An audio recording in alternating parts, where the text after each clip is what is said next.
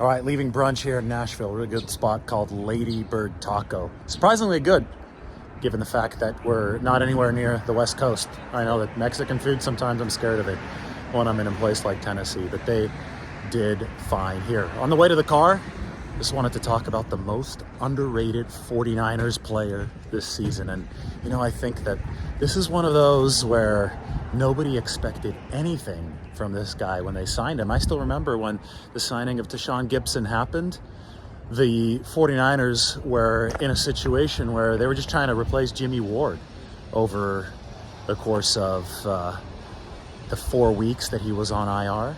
And they brought in Gipson, 32-year-old veteran. He was a Pro Bowler back in 2014 when Kyle Shanahan was offensive coordinator of the Browns. Gipson was on the Browns, and he was a Pro Bowler then.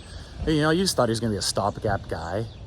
You thought maybe he'd make the 53-man roster, maybe not. Ends up ranking number 1 out of all safeties in the NFL in opposing passer rating allowed, 53.0, 5 interceptions, and number 2 out of all safeties in missed tackle rate.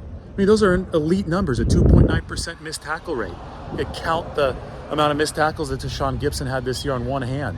So in both coverage and in run stopping and tackling out in the open field, which is what a safety has to do well, Gipson was exemplary. He's thinking about retiring now because he's going to be 33 next year, but he's also thinking about coming back. And if he does come back and the 49ers do sign him for another year, well, he might be one of the most important pieces of the defense. Seriously underrated player who did a hell of a job for the 49ers this year, Tashaun Gipson.